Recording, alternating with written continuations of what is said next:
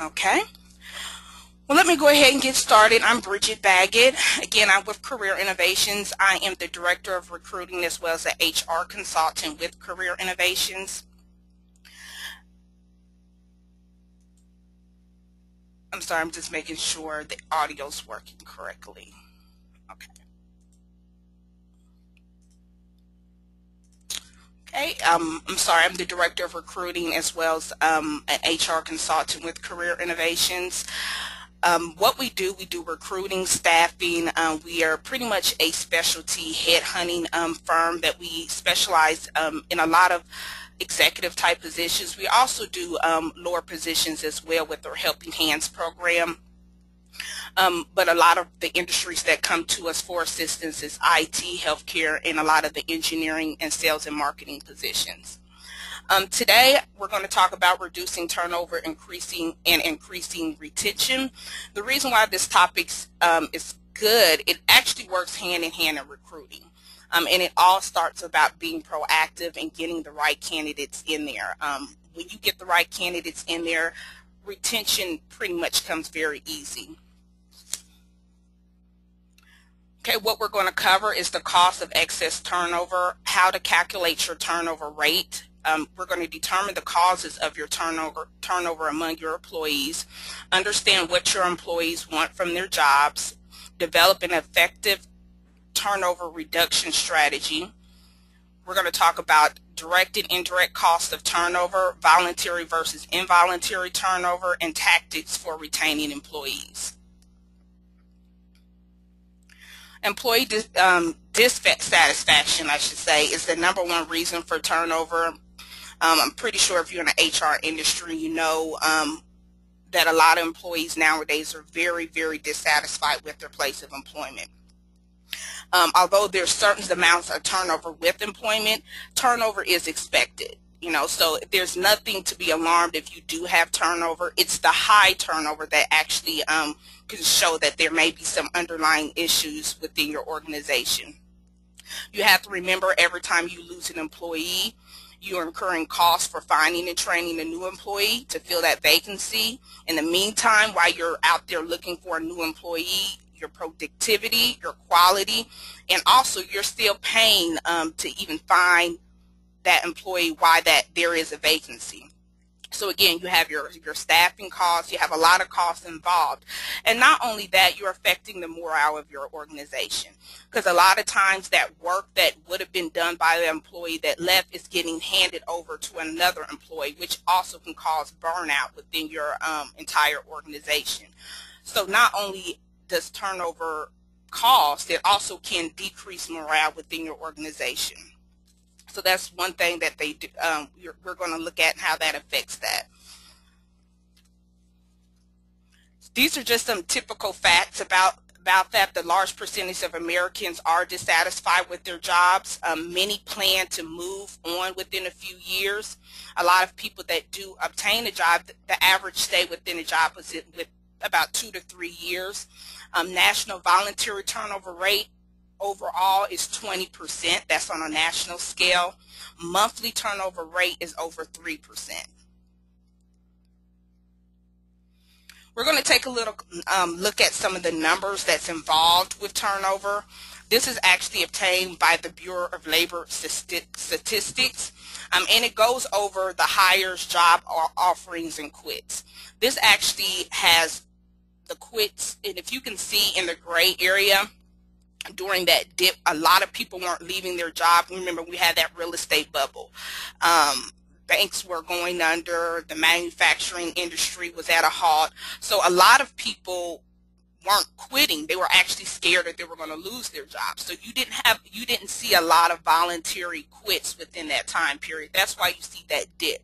And you also see the dip where hires. A lot of people weren't hiring. In fact, a lot of people were laying off. So you'll see that there weren't that many hires in that period as well. But as you see from 2010, 11, 12, and 13, there's a slight increase. Reason is the economy stabilizing. People are feeling more confident. Companies are hiring again. They're stepping out on faith. They're not fearing of losing their job. Instead, a lot of candidates now are taking the initiative to look for other jobs.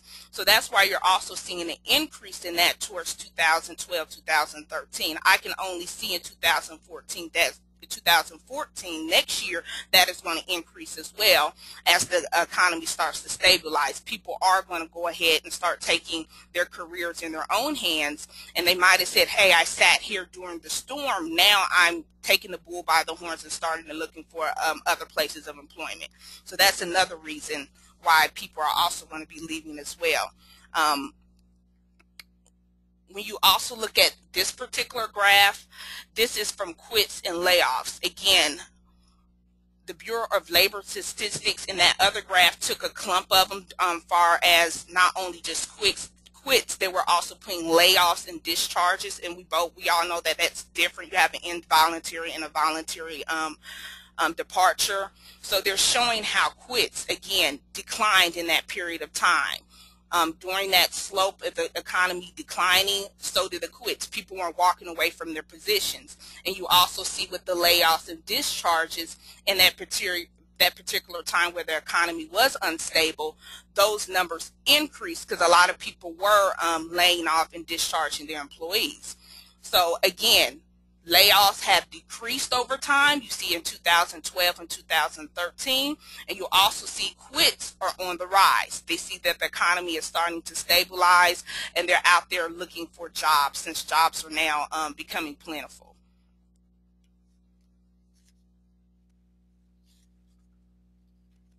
The cost of turnover. There are a lot of costs actually involved with the turnover. You have your direct costs, your indirect costs, and your total costs.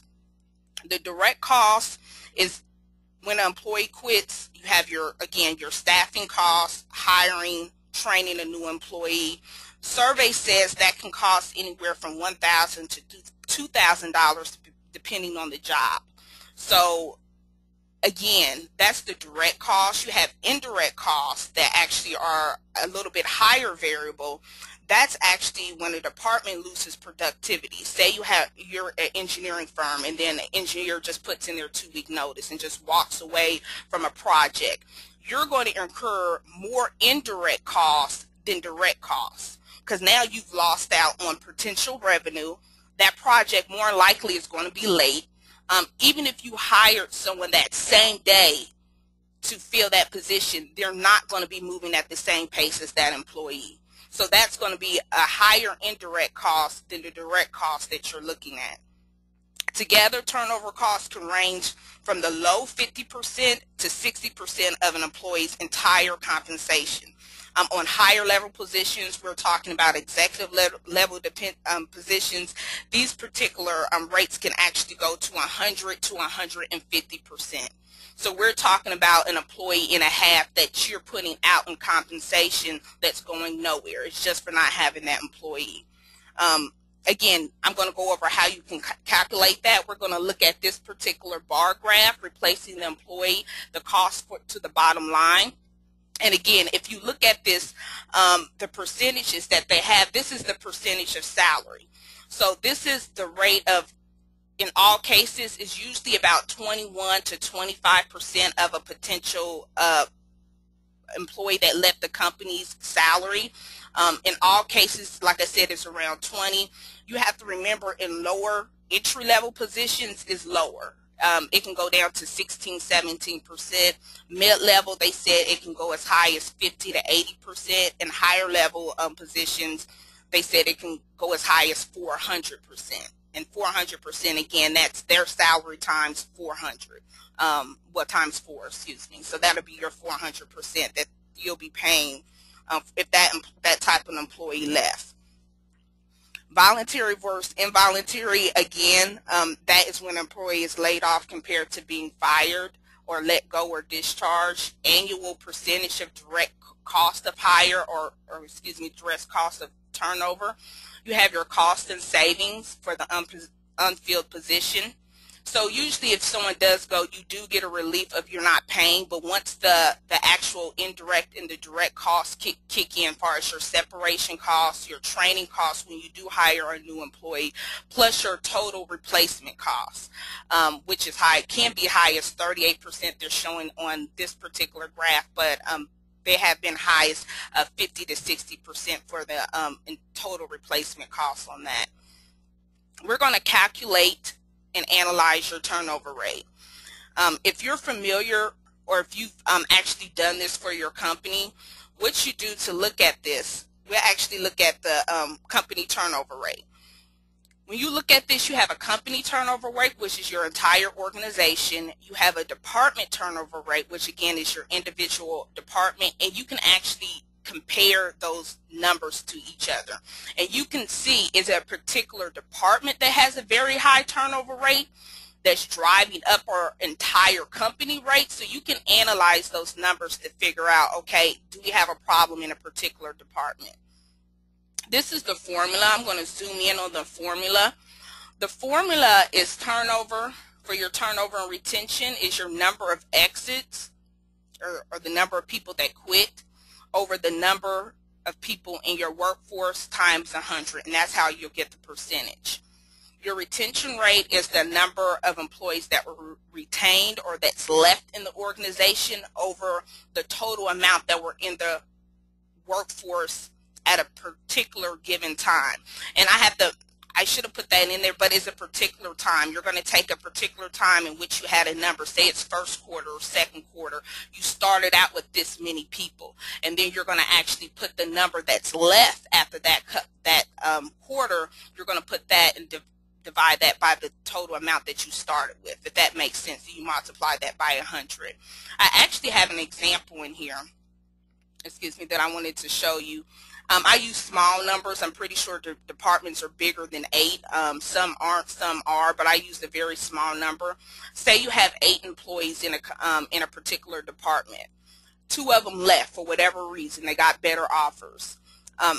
What you'll do, you'll actually have for your retention rate and for your turnover rate. For your turnover rate, you'll have 4 employees over 8 would be your 50% rate. And your retention rate would be, you have 6 employees, which is the employees that you have left over 100 times 100 is your 75%. So that's how you actually get that. So what happens is you have 8 employees. If you assume that 2 positions were vacant again and you replaced them, they were filled, that actually, the numbers can differ that way. So you have to be careful that you actually get the rates before, because if you're looking at after you replace them, they won't be as accurate if you actually take the numbers while you're in the process of, looking at the numbers when they actually left. So you want to make sure that you do track this. It's shocking that only 30% of HR personnel or even hiring personnel actually track their rates. So that leaves 70% of people that are in charge of hiring and running these departments that aren't keeping track of their rates. Again, this is the formula. I actually be sending the slides to this, so you'll have this for your own record, so you can see how this is actually calculated.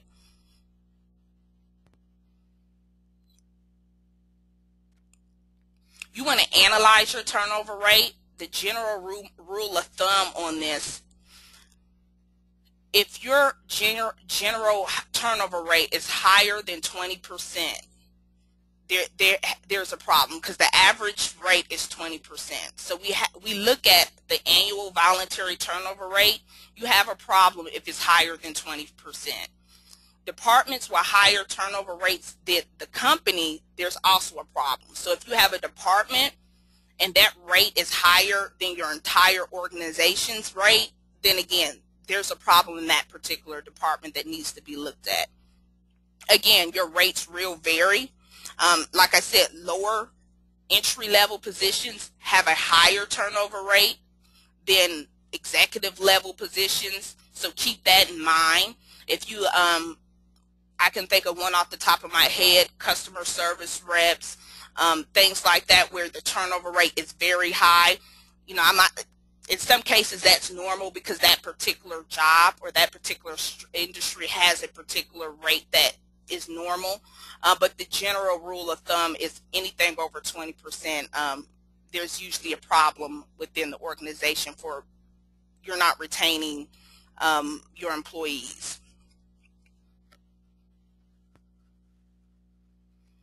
The root and causes of turnover.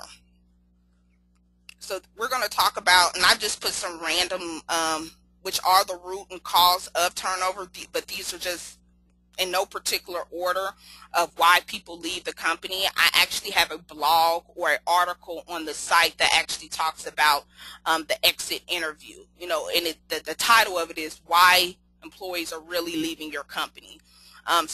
We actually talk to a lot of employees as we do recruiting, and we were kind of curious, because a lot of some of the candidates that we have in our pool that we've had relationships with, they may not be interested in the job at one point in time. Then we may call them a couple months later, then all of a sudden they're interested. So what makes that person interested in making a career move or looking elsewhere in a matter of time? Your pay didn't change, your pay didn't increase, nor did it decrease. So what's happening in the particular organization for you to start to consider other opportunities? So we started to ask our potential candidates that we interview for potential jobs that we have on our desk. So that was something that we did, and we did a survey on that. And again, all the results are in the blog. And some of the feedback was very, very informative. We had some that the company was, as one of them up here, is unstable. If you're working for a company or leading an organization where you're trying this and you're trying that and you're doing a trial and error with your employees, even though you're trying to get it right, your employees are looking at it as they don't know what they're doing. This is an unstable environment. And I've actually had candidates that tell me that, we're always going in a new direction. We're always doing something new that's, a new vision, a new mission. So they felt that they were in an unstable environment. Lack of engagement. A lot of employees that I've talked to were simply not engaged, and this was after requesting other job duties, after making themselves available for internal job opportunities within the company. No growth and lack of engagement kind of go hand in hand. That was another reason. Some of them felt that they just hit that glass ceiling, or they hit that wall. There was no room for growing. I've actually had one that said that they were at the limit of, since they were so valuable in the role that they were in, that he was an engineer, they would cost too much to replace him. And this was actually told to him off the record, of course, but they said, we can't replace, even if we did want to promote you, who's going to do your job? And once they felt that it wasn't any growth possibilities, end up leaving. Again, no challenge, poor compensation. That goes with being proactive in your hiring. I've come across employees that were lowballed in the beginning, and they are looking to make more money. The compensation package was not competitive. I think the employers should do their homework on finding out what their competitors are offering, what packages are your direct competitors offering, because best believe these employees are shopping around. A lot of the employees have shopped around, and they do see that if a company has a better compensation package, hey, money talks. Poor management. Again, we've actually seen some management that's not only poor but new leadership. That goes under being unstable. New bosses all the time, new directors all the time. They're always shifting new management, which in turn can be actually presented as poor management, because you have new management trying to implement new ideas. They also had managers that try to implement ideas that were deemed unsuccessful at their last position. So it's kind of like, let's see if it'll work here. So that's also led a lot of top producers looking elsewhere for employment. Again, lack of leadership, no clear, concise way of what they're supposed to do. It's kind of like we're just free falling here. So that was another, just lack of direction in the sense of the word. So these are some of the main key causes I've come across of why a lot of top producers are leaving the company. And again, a lot of the candidates that we talk to are superstars in their industry. These aren't people that we're just looking online trying to apply to everything out there. Most of the time when I talk to these candidates, they're working. And I shouldn't even say most of the time. I would say 90% of the time they're currently working, and they just don't have the time to look. And I don't know if anyone's ever been in that position or in that situation where you want a new job, you just don't have the time to look at it. You're so busy trying to put together the chaos in your current working environment, you don't have the hours to put in to look for a job. And I can tell you, it's the job to look for a job. Next one is figure it out. What do you do?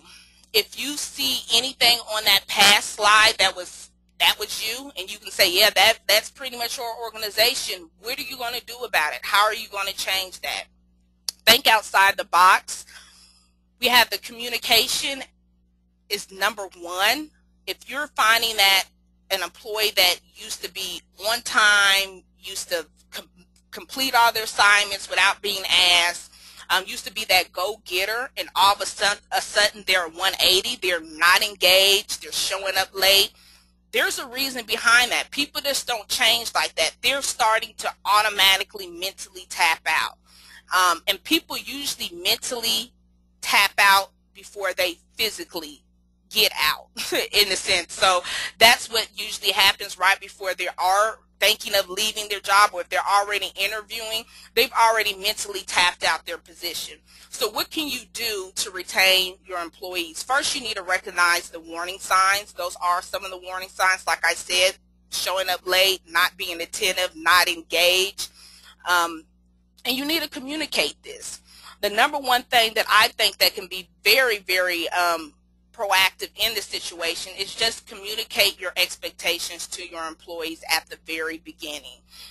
Exit interviews are very, very helpful, yet they're not in stone. And the reason why I say that is that me as a third party, I've gotten more answers from employees, or should I say the true answers from employees, than what they would put on their exit interview. And this is because some of them simply don't want to lose face with their employer. They're like, well, hey, and I don't know if you heard it before, they're like, hey, things aren't going to change. No need for me to voice my opinion. I'll just get another job, put in my 2 weeks, and just tell them I got a better pay. And that's like the line for everyone, is more money. And it's like, okay, it's more money, but you were happy with this compensation package. But they never go deeper than that. So if you're going to use exit interviews, my recommendation is to use a neutral, non-biased third party. People seem, and I kind of relate it to being a psychologist, people seem like they can get stuff off their chest to someone that has no ties to them. And if you're a psychologist, I'm pretty sure, or a psychologist pretty sure, heard so many things that probably their closest family member doesn't know. It's something about being able to talk to someone that won't judge you, that won't run back and tell anyone, that's pretty much a neutral party. So I really think that exit interviews, if done by a third party, would be very, very, probably be more truthful and more effective. Because it's kind of, a lot of times when people are leaving, they, I don't want to get a bad recommendation, or I don't want to tell on someone, so they're not going to really express why they're leaving your company. Again, that's the same thing with questionnaires and surveys. Helpful tool, make them anonymous. Of course, you want them to be as truthful as possible. And again, employees don't want to feel as if they're going to get any type of backlash or any type of behavior correction by telling you the truth. So again, make those surveys or questionnaires, if you do use them, make them anonymous, or if you can, have them be distributed from a third party as well. So that way they can be totally upfront and honest about the feedback. And the reason how I remember this, not only when I worked in corporate America, but also when I was in school.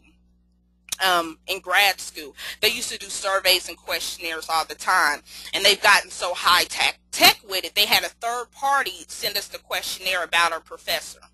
Of course, totally anonymous. You were a number. You didn't have to type your name or anything. You just shot them an email to send it to at the end of the quarter or semester. And you were rate your professor. The professor never knew who told them or who said what or who said this. And I thought that was a pretty neat way. And I'm pretty sure they do that now with a lot of organizations. Some smaller organizations don't. But I think that that's key of keeping people anonymous. I put on the slide some ways that you can, I guess, figure it out as far as loyalty programs, competitive pay, proactive hiring, a clear corporate culture, a fun environment, reward programs, listen to understand, not to reply, encourage creativity, fairness and consistency, freedom to use judgment, influence, and resources. When we actually go to the plan of action, I'm going to go more in depth on some of the key things I think that need to be in there when you actually execute your plan to retain your employees. Pretty sure if you Google loyalty programs or if you Google reward programs, you're going to get a whole slew of things that you can do. If you're a smaller company and you don't have that type of capital to invest in a loyalty program or a reward program, that's fine. Guess what? Everyone's not about the money. And I tell people that a long time ago. It's not always about the money. I put competitive pay on there because everybody does want to be want to be paid fairly, and they want to be paid competitively to their competitors, point blank. But pay is not everything. And I say that because a lot of companies try to feel that bonuses and everything else is almost a requirement. It is not. It goes back to communication. You definitely want to figure out what do your employees like? What moves them? It also goes back to the what's in it for me factor. You have to figure out what's in it for me, what's in it for them, what drives them to do things, what motivates them. And this has to go back to communicating this and getting their expectations, not only telling yours, but trying to figure out what makes you motivated, what makes you come to work, what makes you want to do this particular project. That is what's going to encourage your employees to stay. And I don't know if you've been checking out the news or not. It was an article that I read. I think it was a Yahoo or a Huntington Post article. Wish I gave you the link, but it was a prime example of a guy, and I just skimmed it over, but I thought it was kind of wild. I didn't read. It was a good 2-page article, but a guy that left CNN. It was a producer that left CNN, and everyone knows CNN for a startup. And CNN is trying to sue the guy now. And the reason why they're trying to sue him because he was still under contract, and that's why I didn't get into the legalities of the entire article, but I knew that he left, and his whole big thing about the Twitter, he's bringing some of his Twitter followers with him, and and this is a big thing now. Sometimes when you leave a company, the property of any social media stays with the company, and they can sue you about that if that's in your contract. But what made me think when I was reading the article is like, wow, this guy, I'm pretty sure was the executive producer, left for a startup, and it made me think, like, it's not always about the money. I don't know what the startup was offering him. It didn't say in the article, but his clear reason when they asked him why he left, he said, I've pitched so many ideas to CNN, every one of them was shut down. He said the startup that he's working with allows him to be creative. And I said, wow, and again, it wasn't the money, and I'm pretty sure he probably did take a pay cut. I don't know, but I'm pretty sure with a startup, I don't know if they can match CNN's compensation package. I highly doubt it. But the guy left, and the whole article was based on, was being based on him being sued. But that's what I got out the article, is about how he left this big company, this well-known company for, something that's, hey, they wouldn't let me be creative, so I wanted to leave and explore other opportunities. It was a young guy, too.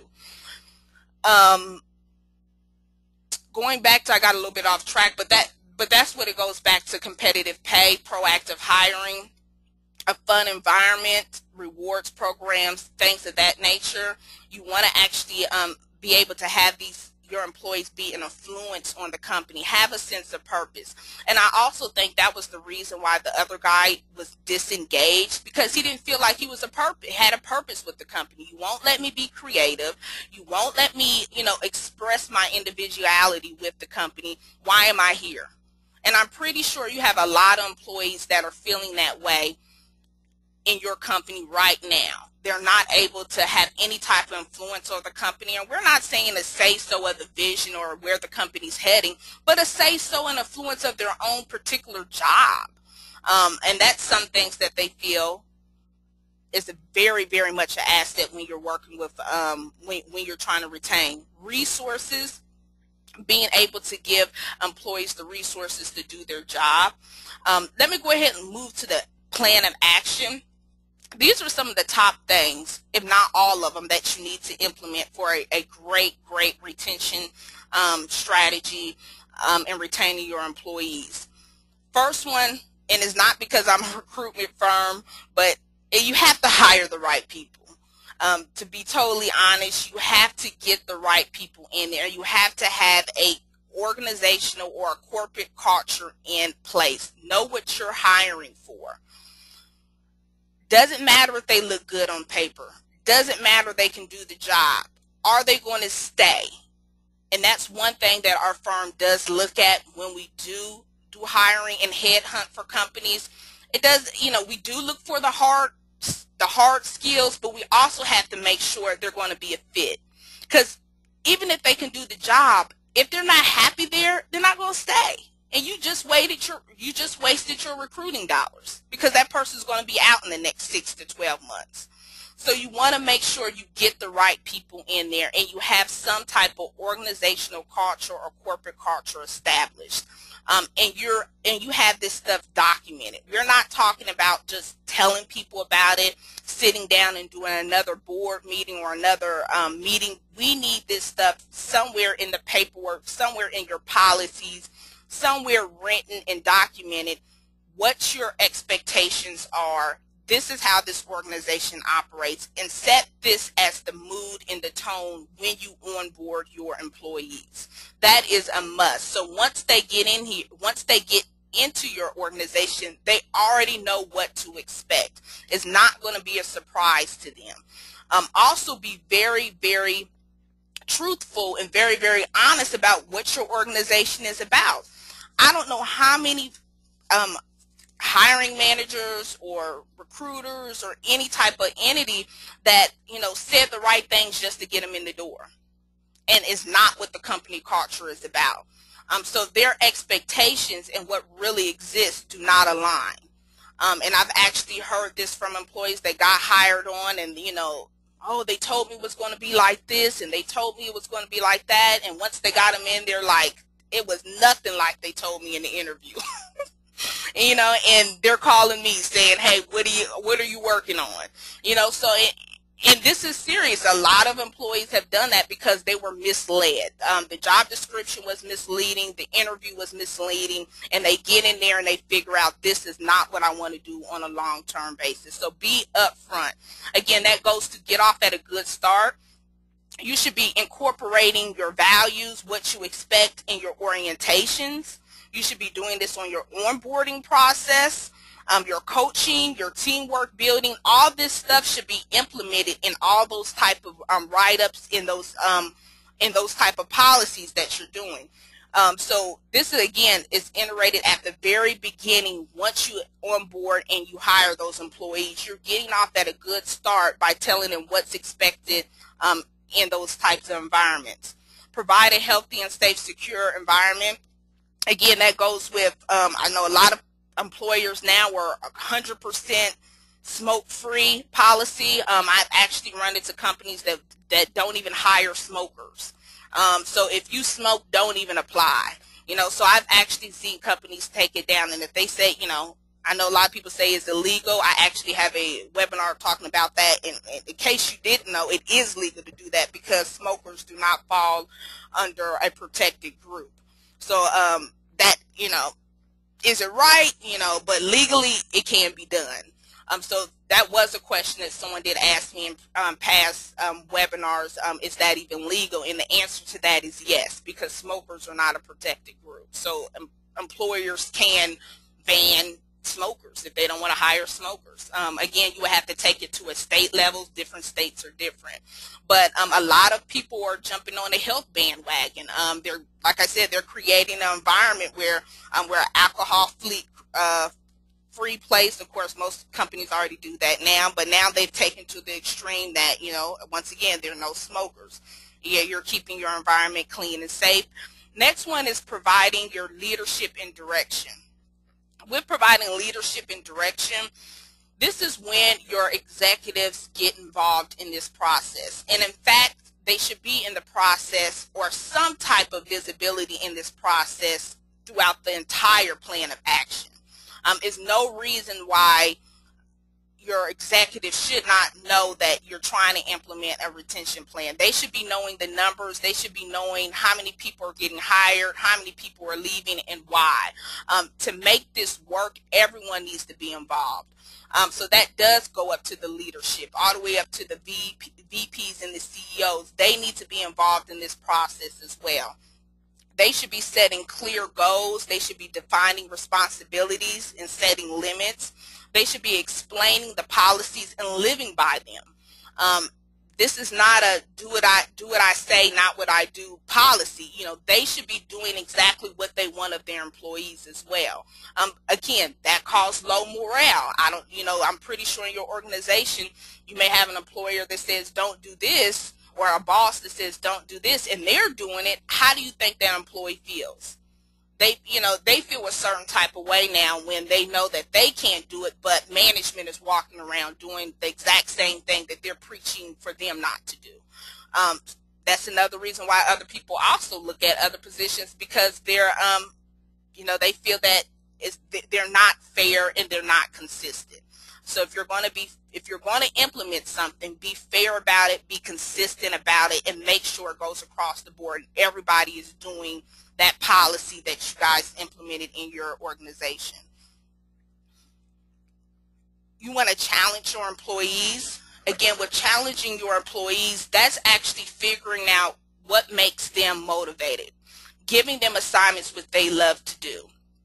Cross-training your employees. Another companies do that with just getting them to explore other opportunities. And tell you what, that's going to cut down on recruiting costs. Why pay someone to find someone if you can hire within? So you definitely want to challenge your employees, figure out what they want, and all this stuff should be actually taken into consideration in your reviews. If you do annually or biannual reviews, don't just take down this stuff and file it away. Implement it. If someone says, hey, this is what I do, but I really want to go to this department, I'm really excited about marketing, give them a marketing assignment once in a while. Give them something to challenge them. And hey, you never know, they may be good at it. They may be qualified for that position that opened up in that marketing department. Again, that's going to save you time and money on searching for a new candidate. You have gold in your offices. There's gold in your cubicles. So you definitely want to make sure that you're challenging your employees, pushing them to their fullest ability, so they can perform tasks that they may not have been hired to do, but you'll never know if you never challenge them. Again, that goes hand in hand with providing opportunities for growth. Being honest, that was the #1 reason. It was also, because I'm thinking of that article, the other one was not only growth opportunities, but the corporate red tape. But that's a totally different webinar, so we're not going to get on that. But provide opportunities for growth. That was like the second reason that I saw that a lot of people were leaving, was because there were no opportunities to grow. And let them, again, that goes back to hiring the right people. Let them know to begin with.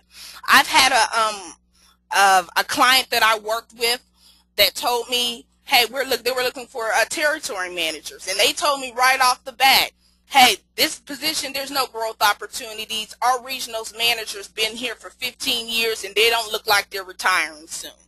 She was very upfront with me and told me this upfront, that so whoever you hire, don't think, I don't want them to think they're going to be on a fast track to management anytime soon. And this is stuff that you need to explain. So if there's not room for growth opportunities, make sure that is very evident when you hire these people.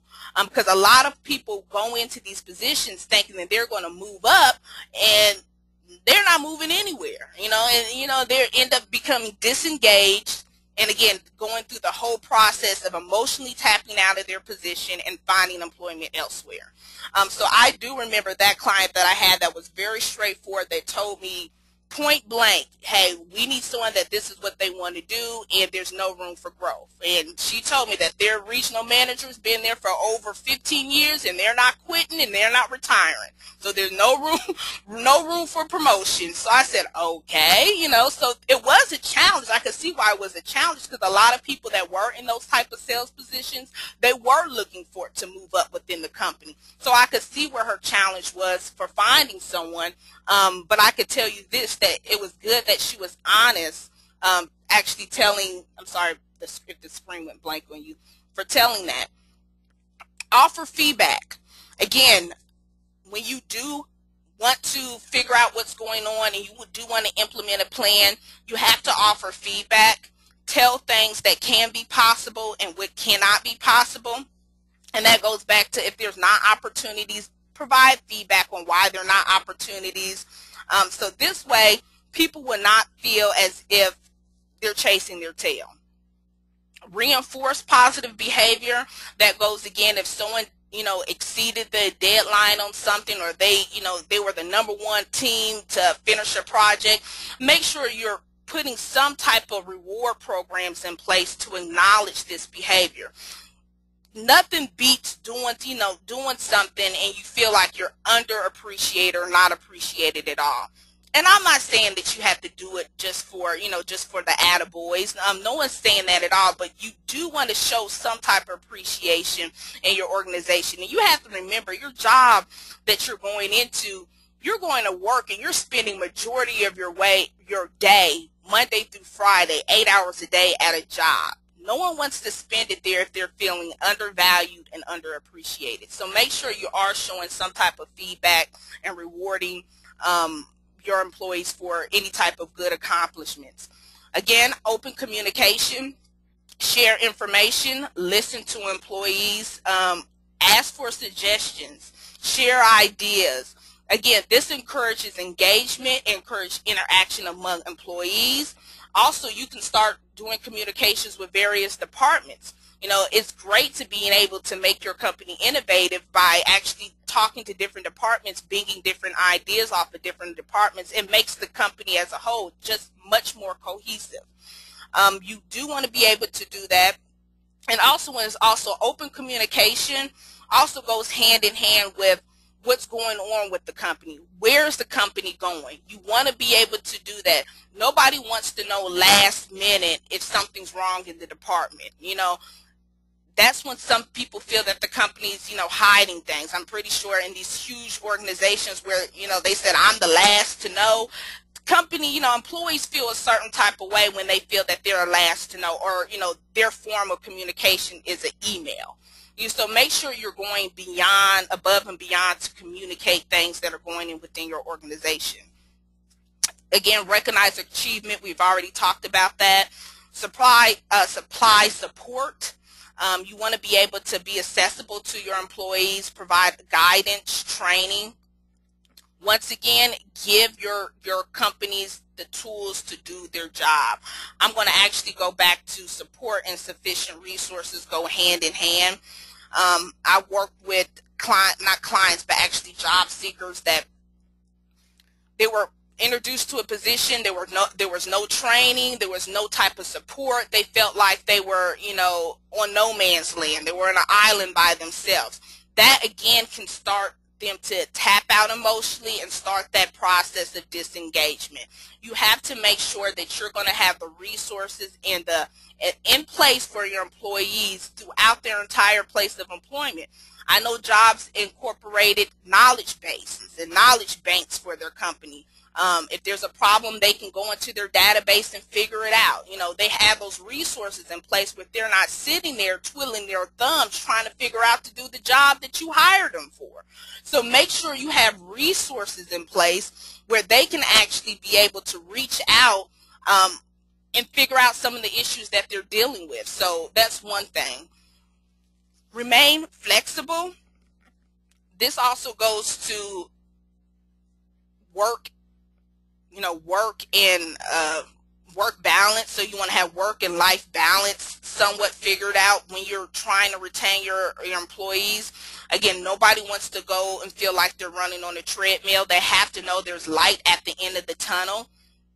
You have to remain flexible. It's too many jobs out there now that are becoming so and I say it's too many jobs, not to say it's a bad thing, but when companies start competing for jobs, they look at the entire package, how flexible they are. And that's one thing a lot of employees right now are considering, is how flexible are they.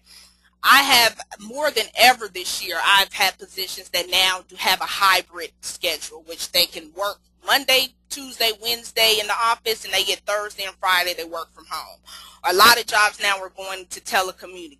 So now you don't even have to come in the office but once a week, especially it cuts the overhead. I know a lot of companies have done it because it does cut the overhead on having someone have to come in, and you have to have the office space for that. Look at that as well, because I can tell you what, job seekers as well as other people that are either trying to leave your company, if they're looking about how flexible your competitors are. So you want to make your environment as flexible as possible. You'll get all this back when you actually communicate and get that feedback, and you do those questionnaires and surveys. Your employees that tell you what they want.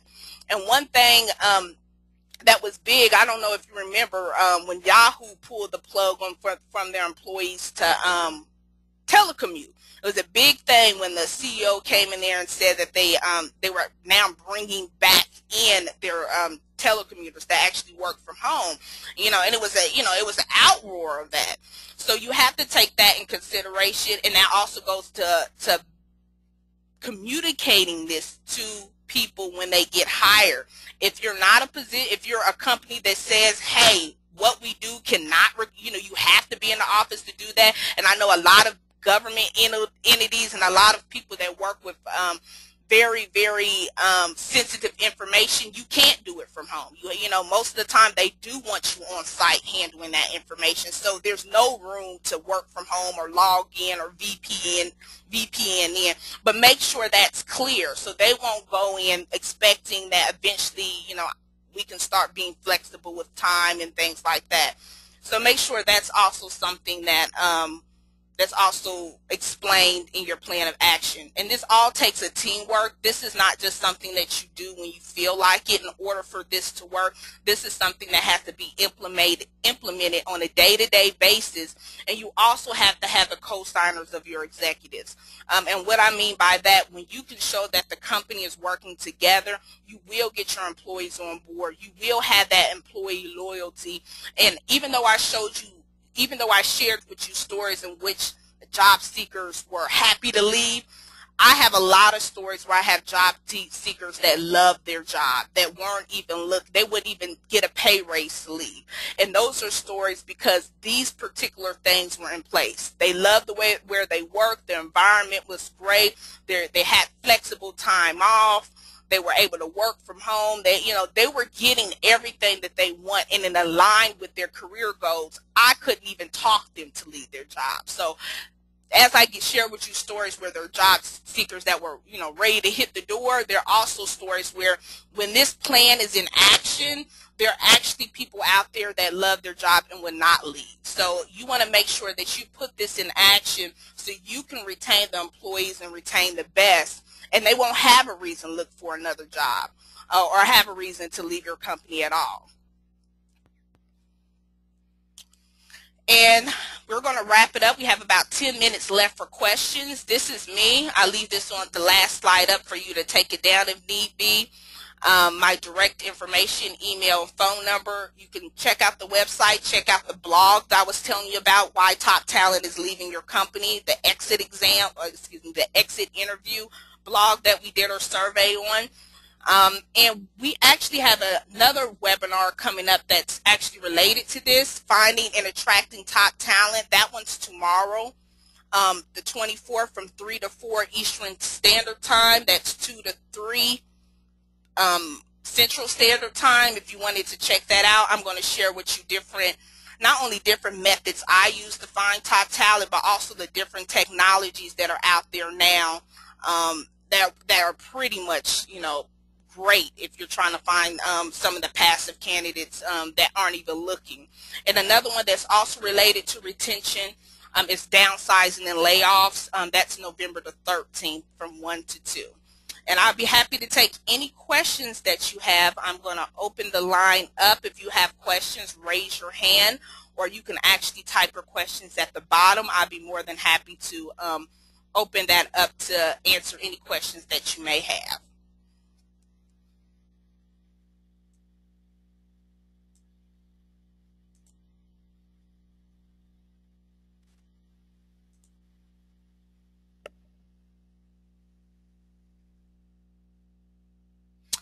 Okay, I do have a question. One question is, let me go ahead and make sure I read this right. How do you get your organization to execute the plan of action if your employees are already leaving? Okay. Well, from there, it tells me that you're in reactive mode now. So you're beyond the call of implementing the plan. You're trying to salvage the few employees that you have left, because from your question, it sounds like employees are already leaving your company and you're trying to do something about it. What you want to do, I would still try to implement this plan. Again, this is something that you have to go to your powers to be, your executive level, and get them on board with this. This is the only way this is going to work. You can't have half the company doing it, half the company not. So you want to make sure there's going to be a cohesiveness in this, and everyone's going to work together. While you're implementing the plan, you should also be rebranding yourself. We're in a place of technology now. We're in a universe, in a world of technology. Back then, they say you have a bad experience, you tell 6 people. Nowadays, you have a bad experience, you tell 6,000. There's Facebook, there's LinkedIn, there's every form of communication where they can badmouth your company. And if someone's leaving your company because they're not happy or the management is poor, I'm going to honestly tell you, they're talking about it. They're telling someone the real reason why they left your company. So you're going to have some rebranding to do. And the reason why I say that is because as a headhunter, when you approach an employee that heard about a company that's not good to work for, they don't even want to hear the job opportunity. Be totally honest with you. I've actually talked to candidates that, I'm not, I don't want to work, I'm not looking to work at that particular company, or I heard bad things about that company. If you don't believe me, go to glassdoor.com. You'll hear them, you'll hear anonymous users that work for companies just telling it like it is. So what it's going to happen is you're going to have to rebrand yourself with the plan that you're executing. Instead of just talking about it, it's going to have to go through actions. Again, this is something that you can't do overnight. You're not going to just wake up one day and have this rectified and this actually solved. This is something that you're going to have to do on a continual basis by implementing those things that I told you about. And it's going to start with changing your company culture, start hiring the right people that are going to fit into this new company culture that you're creating, and then from there being an example of what you want your company to be. And that has to be seen throughout the entire organization. That has to be reflected not only in your work, but what the company stands for. And I don't know if you're in the position to make these type of executive decisions, but this is something you definitely want to bring to your executives that can. And tell them, because it's going to be very, very hard for you to attract top talent, let alone retain top talent, if you have a brand that has been tarnished because you can't keep your employees that work there. Because that's the first thing people are going to do when they quit their job. I had to get out of there. They did X, Y, Z. People talk. And now we're in a place where there's Facebook and Twitter and everything else. They will be quick to tweet it and Facebook it, and now instead of telling 6 people, 6,000 people know about how awful your company is, or how allegedly awful your company is. So you have to do some cleanup at this point, and make sure that moving forward that you let your new hires know your expectations and you're living it. You're not just talking about it. It's not just in a policy book. You're actually living it. Your executives are living that plan. Are there any more questions out there at all?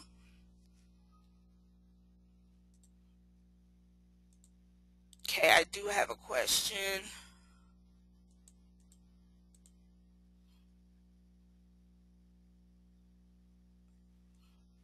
How do you change your organizational culture, and how do you get employees to buy in on this new culture? Okay. Okay, how do you change your organization? Let me tell you this. I see yesterday was an awesome, and I'm going to answer your question too, but if you go to the website, it was a webinar on organizational culture yesterday. Clifford Walken did this awesome webinar on organizational culture. It's recorded on the site. Anyone can log in and listen to it at your leisure. What it talked about was an action plan on how to actually get, not only to implement a new culture, but to get the buy-in from your employees. I'm going to tell you what you should do if you have a new culture. You're going to get resistance. If your new culture, and this is going to be totally honest with you, if you're implementing a new culture that you have employees that are not going to accept, they're going to fall off. You can't force anyone to accept it, because what happens if you have someone that stays there that's totally against the culture, they're going to become a cancer. And they're going to grow throughout your organization, and now you're going to have that one bad apple that's spoiling the bunch. So what's going to happen, I'm not saying that they're going to eventually fade out anyway, because they're not going to accept the culture. Most of the time when companies are going through, it's called restructuring. That's I guess the corporate word, or the politically correct word. When they're restructuring their company, you're going to have employees that are not going to gravitate towards the new culture. A lot of them are going to act out. A lot of them are simply going to leave. What's going to happen is, if they're not going to accept it, you can give them the expectations. This has to come from higher up. So you have to have, again, your executive team involved in this. This has to be something that you're implementing on a day-to-day basis. This is not just something that you're going to talk about in one meeting, or one email that you send out to all your employees. This has something that has to be shown through your actions, through what you stand for, and it has to be at the level where it's going to be seen in some form every day, to know that this is what it is now. This is the company culture now. And to get the buy-in on that, you're not going to get 100% buy-in. I'm going to be totally honest with you. 100% of your employees are not going to accept it, and they're not going to buy into it.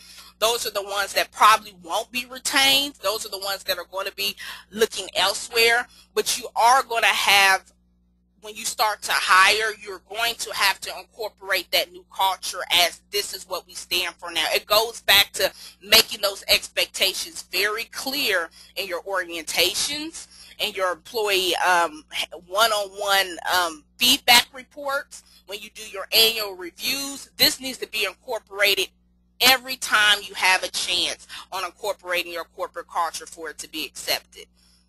And again, I really suggest you check out that webinar on the site. Like I said, Clifford Walken, he's actually an advisor out in Boston. He's been in HR for over 20 years, and he's been working with companies with the upper 25,000 to incorporate company cultures as well as compensation benefits. And that webinar definitely was great. So you should check it out. And he talks a lot about implementing a new organizational culture, especially when you are getting resistance. And it's not unnormal, I should say. It's not unusual to get resistance, because you are. Everyone's not going to agree with you. Everyone's not going to be on board. But what you're trying to do is to encourage this behavior for people to accept it. And this is going to be a process. Again, it takes anywhere from 2 to 3 years. This is something that's not going to happen overnight. And within 2 or 3 years, then you'll start to see people falling off, new people coming in, people falling off, new people coming in. And hopefully the new people that are coming in already know what the company culture is. It's nothing to resist because they've been told from day one, this is what we're about. Anything else out there? We're on 2:02. I don't want to drag it over any longer. I know everyone has to get back to work. I really appreciate your time. At the end of this this webinar, there's a survey. Please take the survey. It gives me feedback on how I did. It also gives me feedback on what other topics that you'll like to learn about that I can create different workshops for. It's only anywhere from 6 to 8 questions, so definitely take the survey so I'll know moving forward if any workshops that I can create around your thoughts. I appreciate your attendance. Thank you very, very much. I'll send a copy of my Prezi to everyone, and I'll also send the recording. Have a great day.